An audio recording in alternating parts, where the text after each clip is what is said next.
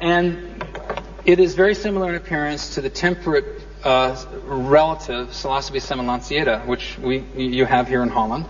And Psilocybe semilanceata is a very safe mushroom to pick. It tends to grow exclusively in pasture lands, and there's very few poisonous species that are like it. It is a mushroom which does not bruise bluish very readily, in fact, quite rarely, but it has some other features that are uniquely specific to it. It has a separable gelatinous pellicle and an acute umbo, and I'll show those in just a second. And species that I have been blessed in that I've published now 4 novel species in the genus Psilocybe in scientific journals in Latin. And this is my answer to Psilocybe leniformis variety leniformis here in Holland. We have a variety called Psilocybe leniformis variety americana, which I published with Dr. Gaston Guzman in 1981. Psilocybe leniformis here in Europe has an edge that you can peel off with a pin. That's why it's called leniformis. It's got a white fringe that you can peel off the gill. And that is specific to that mushroom, and there's no other species that I know of that is similar to it. So this is one of the first species that I published.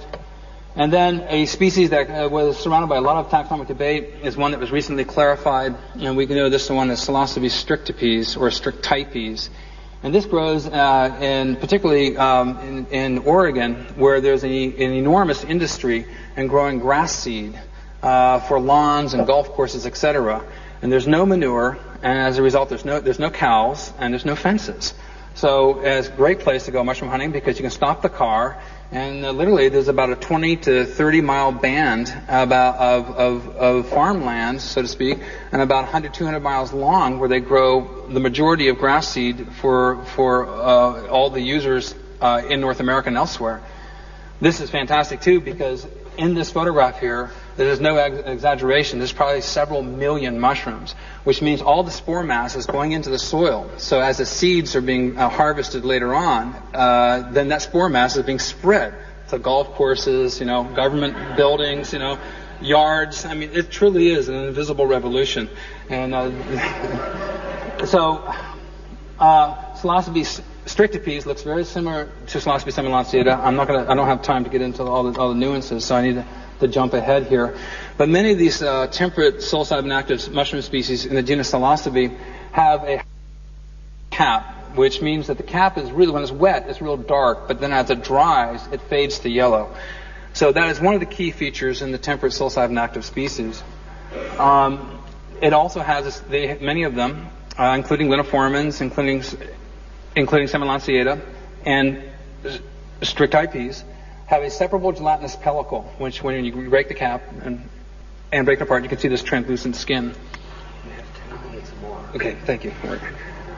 And this is what it looks like under the microscope. And this gelatinized layer is a predominant taxonomic feature.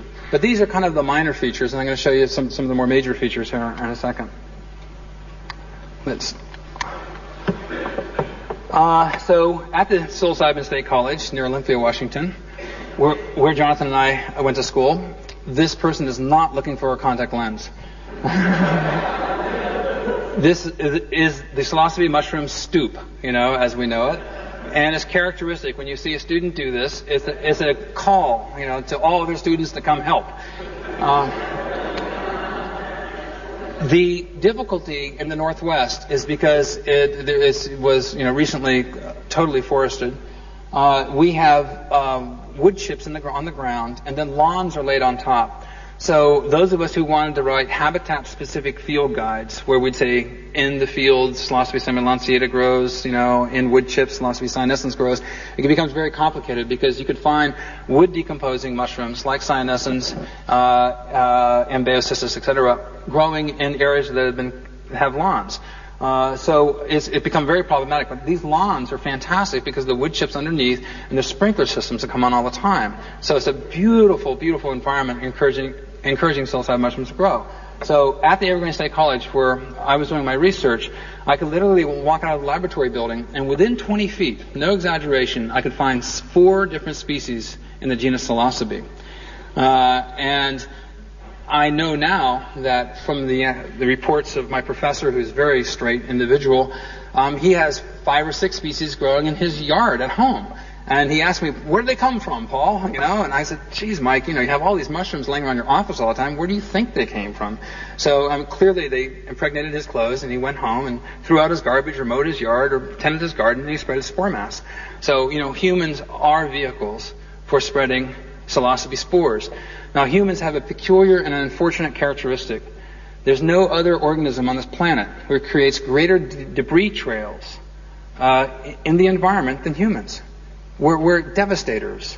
We should be Homo sapien devastators or something, as our name, because we go through environments where we wreak havoc. But the psilocybin active mushrooms have developed a very quick and unique response. They hitchhike on the activities of humans. So the chipping of wood, the laying down of lawns, allow these species to predominate. So these mushrooms are growing now, sometimes to the exclusion of other species. So a species that is unique to Washington and Oregon and British Columbia is Psilocybe stuntzii, named after Daniel Stuntz. And I don't believe there's any reports in Europe. It's very similar in some ways morphologically to cyanescens. I don't think so, but just as a general morphology. And this is my professor's backyard, and it has an annulus, or a ring on the stem here, that turns bluish. A species unfortunately growing in the same habitat is a deadly poison species by the name of Galerana autumnalis. So in the Northwest, there was great concern for accurately showing people how to distinguish between psilocybes and galerinas. Galerinas produce rusty brown spores. Psilocybes produce purple-brown spores. And that is the first and primary significant feature that you need to know in trying to identify psilocybin mushrooms. All mushrooms in the genus Psilocybe produce purple-brown spores, like you saw earlier with the spore prints of Psilocybe cubensis on the hat and on the paper. Galerinas produce rusty brown spores. This is a ring of death, is what I call it. Enough Galerinas to probably kill a dozen people, with the late Stephen Pollock here in front of it. And so there's major concerns because I took this photograph, and here's Psilocybe stuntzii growing side by side with with Galerana autumnalis, so close that the mushrooms are touching each other. And we put out the warning in the 1970s, and there was actually physicians discouraging information, and mycologists discouraging the spread of accurate information identifying psilocybin mushrooms because they were prejudiced against the people who were collecting them. And it was a violation, frankly, of their medical code to discourage people to how to accurately identify these mushrooms. So several books, including my own, warn people about that, but unfortunately several people have died in North America from mistakenly eating the Galerinas. Okay, so I'm going to finish up here in about 5 minutes, if I can. This is one of the species that I published with Dr. Gaston Guzman, and it's called Psilocybe cyanofibulosa. And it grows site-specifically underneath rhododendrons. So if you come to Washington or Oregon or British Columbia and you want to find psilocybe mushrooms, go to a rhododendron garden. It's the easiest place to find them. Rhododendron gardens use lots of wood chips. They use cardboard to suppress weeds. They tend to have lots of shade, multiple canopies, perfect environments for encouraging psilocybe mushrooms.